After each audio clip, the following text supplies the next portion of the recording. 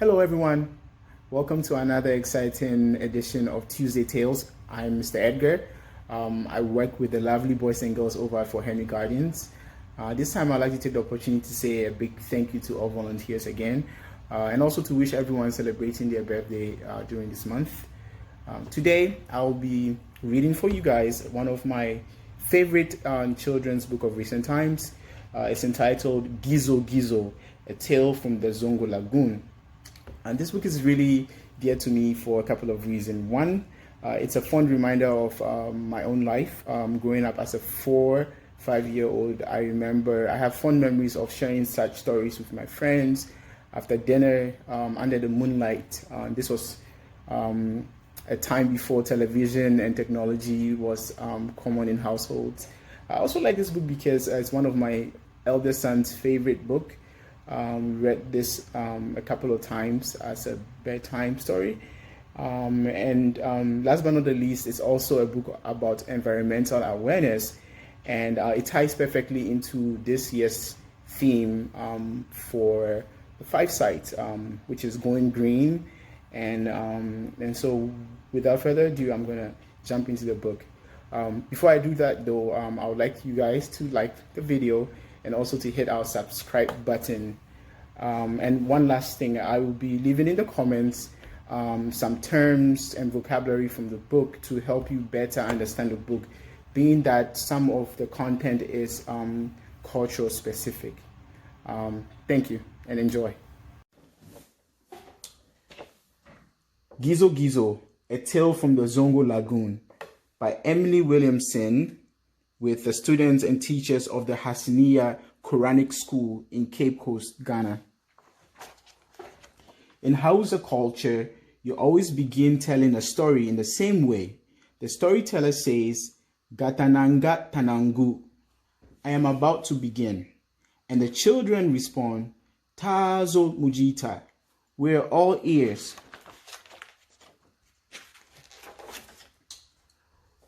Not so very long ago, many animals lived in the Zongo Lagoon. Fish basked in the clear, clean waters. Frogs sang in the tall green grasses. Lizards scurried up and down the trunks of leafy moringa trees. And down by the watery edge of the peaceful lagoon that flowed into the sea lived 3 best friends, crab, tortoise, and spider. A fisherman by trade, Crab was generous and hardworking. He spent most of his time at the bottom of the lagoon with his family, or hurling fish into his canoe. Tortoise was wise and patient. Animals came to him for advice and to buy the medicines he made from healing roots and leaves. Unlike the other 2, Spider was lazy and selfish. When he wasn't lounging around in his favorite moringa tree overlooking the lagoon, he mined for gold upstream and dreamt of being rich. Despite their differences, Crab, Tortoise, and Spider ate dinner together every day at high tide. Crab caught the fish, Tortoise blessed the kinky, and Spider ate greedily. One day after dinner, instead of throwing his rubbish in the dustbin, Spider tossed his kinky leaves and plantain peels right into the lagoon. Aboki, Crab pleaded, using the Hausa name for friend. You must respect the lagoon. It belongs to all of us. Bah, Spider balked. A little rubbish is not a big deal. I own a mining business. Someday, when I'm rich, I'll buy this place. I can do whatever I want. Rainy season came, and Spider's bad habits grew worse. He tossed his used water sachets, empty mineral bottles, and old cans of milk right into the lagoon. The water turned green and soupy and no longer flowed into the sea. The tall grasses were filthy and smelly. The banks were muddy and bare. Piles of garbage were everywhere.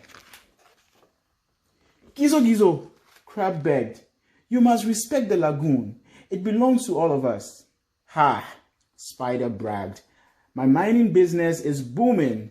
A little rubbish is no big deal. Someday, when I'm rich, I will buy this place. I can do whatever I want."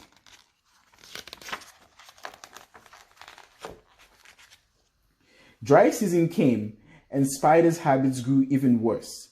His huge new factory polluted the lagoon with chemicals, oil, and waste. The animals got sick. Fish groaned with upset stomachs. Frogs winced from sore throats. Lizards moaned from aching legs.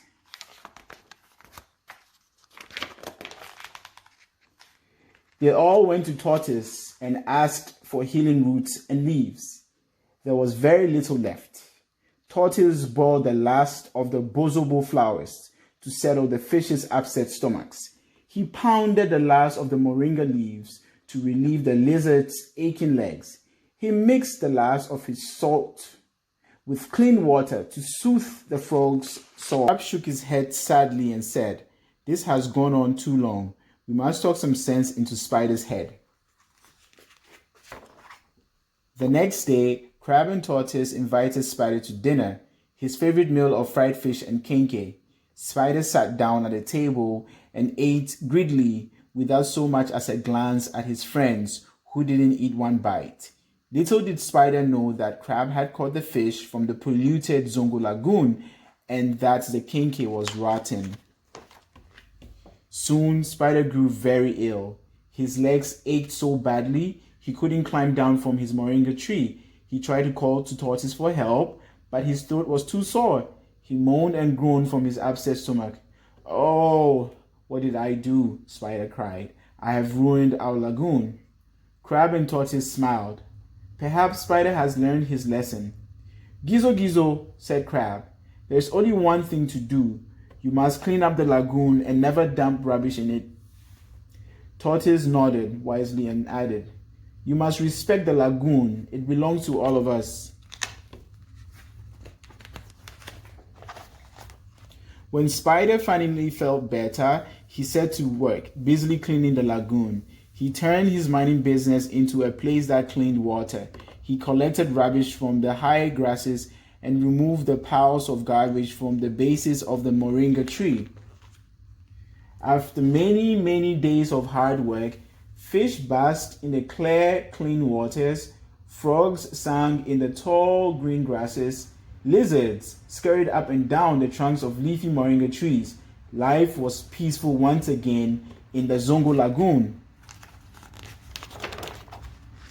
So Crab, Tortoise, and Spider enjoyed a dinner of fried fish and kenkey together at high tide. Crab caught the fish, Tortoise blessed the meal, and Spider made an announcement. "I have learned my lesson," said Spider to his old friends. "As my great-great-grandfather used to say, the lagoon's water is sacred. It belongs to no one and everyone at the same time. It takes only one day to destroy it and many, many days to restore it. We must keep it clean every single day." Kurung kus. And that is how you end a story in Hausa. Thank you for joining me, parents and students. Thank you, HC, for the platform. And please join us again next week for another exciting tale on Tuesdays. Take care.